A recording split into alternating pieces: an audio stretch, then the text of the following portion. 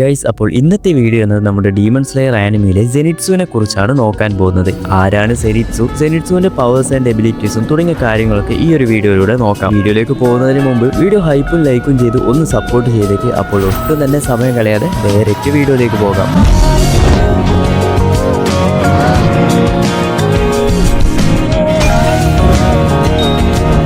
വീഡിയോയിലേക്ക് പോകുന്നതിന് മുമ്പ് കുറച്ച് സ്പോയിലേഴ്സും കാര്യങ്ങളൊക്കെ ഉണ്ടാകും. ജെനിറ്റ്സുവിന്റെ ചെറുപ്പത്തിൽ താൻ ഒറ്റയ്ക്കാണ് ജീവിച്ചിരുന്നത്. അവന്റെ പേരൻസ് ആരാണെന്ന് അവന് തന്നെ അറിയില്ല. ആ ഒരു യങ് ഏജിലായിട്ടുള്ള ജെനിറ്റ്സുവിന് ഒരു പെണ്ണിനോട് ഇഷ്ടമുണ്ടായിരുന്നു. ആ ഒരു പെണ്ണിനോടുള്ള ഇഷ്ടം കാരണം ഒരുപാട് പൈസയൊക്കെ കൊടുത്തിരുന്നു. അങ്ങനെ പെട്ടെന്ന് ഒരു ദിവസമാണ് ഷെനിറ്റ്സുവിന്റെ ആ ഒരു പെണ്ണ് മറ്റൊരുത്തന്റെ കൂടെ ഓടിപ്പോകുന്നു. അതായത് നൈസായിട്ട് തേപ്പ് കിട്ടി. ഈ സമയം സെനിറ്റ്സു ആണെങ്കിൽ മുഴുവനായും തകർന്നു പോയിട്ടുണ്ടാകും. കാരണം ഈ ഒരു പെണ്ണിന് വേണ്ടി സെനിറ്റ്സു മറ്റുള്ളവരിൽ നിന്നും ഒരുപാട് കടം വാങ്ങിയിരുന്നു. അപ്പോഴാണ് അവിടെ ജിഗോറു എന്ന് പറഞ്ഞിട്ടുള്ള ഒരു ക്യാരക്ടർ വരികയും ജെനിറ്റ്സു കടം വാങ്ങിയ ആൾക്കാരൊക്കെ ഇല്ലേ, അവർക്ക് തിരിച്ച് പണമൊക്കെ കൊടുത്ത് ജെനിറ്റ്സുവിനെയും കൂട്ടി അവിടെ നിന്നും പോകുന്നു. ഈ ഒരു ജിഗോറു ആരാണെന്ന് നോക്കിക്കഴിഞ്ഞാൽ ഒരു തണ്ടർ ഹാഷിറയാണ്. തന്റെ 35ാമത്തെ വയസ്സിൽ ഒരു ഡീമണുമായി ഫൈറ്റ് ചെയ്യുന്ന സമയത്താണ് തന്റെ കാലിന് ഒരു പരിക്ക് പറ്റുന്നത്. തന്റെ കാലിന് പരിക്ക് പറ്റിയത് കൊണ്ട് തന്നെ പിന്നീട് ഹാഷിറയിൽ നിന്നും റിട്ടയർ ആകുന്നു. അങ്ങനെ ജിഗോറു രണ്ടുപേരെ ട്രെയിനിങ് ചെയ്യുന്നു. ഒന്ന് കൈഗാക്കും, മറ്റൊരാൾ സെനിറ്റ്സു. അടുത്ത തണ്ടർ ഹാഷിറ ആകാൻ വേണ്ടിയാണ് രണ്ടുപേരെയും ജിഗോറു ട്രെയിനിങ് ചെയ്യിപ്പിക്കുന്നത്. അങ്ങനെ ഇവരുടെ ട്രെയിനിങ് കഴിഞ്ഞാണ് ഇനോസ്കെ,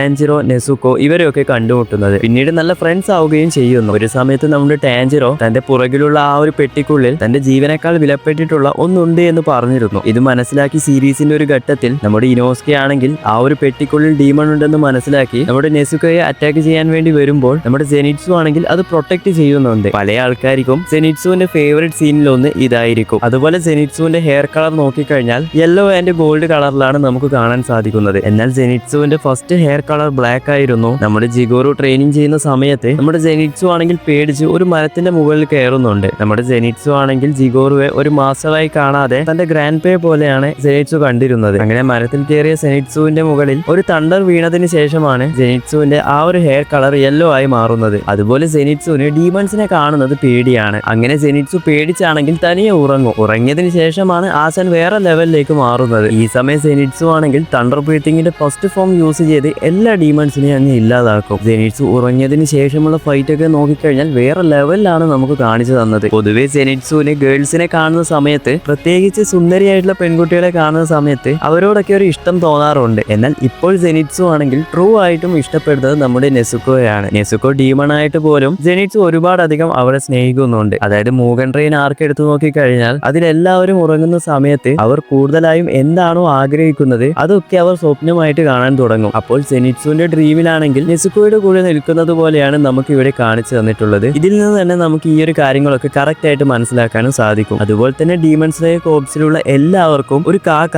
അവരുടെ കൂടെ ഉണ്ടാകും. അതായത് ഇൻഫോർമേഷനും കാര്യങ്ങളൊക്കെ അറിയിക്കാൻ വേണ്ടി. എന്നാൽ സെനിറ്റ്സുവിന് മാത്രം ഒരു ചെറിയ കുരുവിയാണ് ഉള്ളത്. ഇതിന്റെ പേരാണ് ചുന്തരോ. അതുപോലെ തന്നെ സെനിറ്റ്സു യൂസ് ചെയ്യുന്ന ആ ഒരു സോഡ് കണ്ടിട്ടില്ലേ, അത് ഇതുവരെ ബ്രേക്ക് ആയിട്ടില്ല. പൊതുവെ ഡീമൺ സ്ലേയറിലുള്ള എല്ലാ ഹാഷിദാസും ഡീമൺസുമായി ഫൈറ്റ് ചെയ്തതിന് ശേഷം അവരുടെ സോഡൊക്കെ മുഴുവനായി ഡാമേജ് ആയിട്ടുണ്ടാവും. എന്നാൽ ജെനിറ്റ്സുവിന്റെ സോഡ് ഇതുവരെ ആയിട്ടും ഡാമേജ് ആയിട്ടില്ല. ഇനി ജെനിറ്റ്സു യൂസ് ചെയ്യുന്ന ബ്രീത്തിങ് സ്റ്റൈലിന്റെ പേരാണ് തണ്ടർ ബ്രീത്തിങ്. ഇതിൽ തന്നെ 6 ഫോംസ് ഉണ്ട്. ഈ ഒരു 6 ഫോംസും മാസ്റ്റർ ചെയ്തത് നമ്മുടെ ജിഗോറു ആണ്. അതുപോലെ തന്നെ ഈ ഒരു തണ്ടർ ബ്രീത്തിങ്ങിൽ വന്ന മറ്റൊരു ബ്രീത്തിങ് സ്റ്റൈലാണ് സൗണ്ട് ബ്രീത്തിങ്. അതായത് സീരീസിൽ ടെങ്കനൊക്കെ യൂസ് ചെയ്യുന്ന ആ ഒരു ബ്രീത്തിങ് സ്റ്റൈൽ ഇല്ലേ, അത് തന്നെ. എന്നാൽ ഈ ഒരു തണ്ടർ ബ്രീത്തിങ് എടുത്തു നോക്കിയാൽ നമ്മുടെ ജെനിറ്റ്സുവിന് ഇതിന്റെ ഫസ്റ്റ് ഫോം മാത്രമേ യൂസ് ചെയ്യാൻ കഴിയുകയുള്ളൂ. ആ ഒരു ഫസ്റ്റ് ഫോം ആണ് തണ്ടർ ക്ലാപ്സ് ആൻഡ് ഫ്ലാഷ്. അതിൽ തന്നെ 3 വെറൈറ്റി ഉണ്ട്. 6 ഫ്ലോഡ്, 8 ഫ്ലോഡ്, ഗോഡ് സ്പീഡ്. ഇങ്ങനെ 3 വെറൈറ്റി നമ്മുടെ സെനിറ്റ്സു അടിപൊളിയായിട്ട് യൂസ് ചെയ്യുന്നുണ്ട്. സീരീസിന്റെ തുടക്കത്തിൽ ഫണ്ണായി കോമഡിയായി വന്ന ക്യാരക്ടർ സീസൺ 4ന്റെ അവസാനം നോക്കിക്കഴിഞ്ഞാൽ കുറച്ച് സീരിയസ് ആയിട്ടുള്ള രീതിയിലാണ് കാണിച്ചു തന്നത്. ഓൾറെഡി ഇതിന്റെ റീസൺ എന്താണെന്ന് എല്ലാവർക്കും അറിയാം. ഇനി വരാൻ പോകുന്ന ഇൻഫിനിറ്റി കാസ്റ്റിൽ എന്ന മൂവിക്ക് എത്ര പേർ വെയിറ്റ് ചെയ്യുന്നുണ്ട് മറക്കാതെ കമന്റ് ചെയ്യുക. സെനിറ്റ്സുവിനെ പറ്റിയുള്ള ഒട്ടുമിക്ക കാര്യങ്ങളൊക്കെ പറഞ്ഞു എന്നാണ് ഞാൻ വിചാരിക്കുന്നത്. ഇനി ആ ഒരു മൂവി വന്നതിന് ശേഷം ജെനിറ്റ്സുവിന്റെ മറ്റു കാര്യങ്ങളൊക്കെ അതിൽ നമുക്ക് വിശദമായിട്ട് നോക്കാം. അപ്പോൾ ഇന്നത്തെ വീഡിയോ ഇത്ര മാത്രമേ ഉള്ളൂ. വീഡിയോ ഇഷ്ടപ്പെട്ട ലൈക്ക് ചെയ്യാനും ചാനൽ ഇഷ്ടപ്പെട്ട സബ്സ്ക്രൈബ് ചെയ്യാനും മറന്നു പോകരുത്. അടുത്തൊരു വീഡിയോയുമായി പിന്നെ വരാം.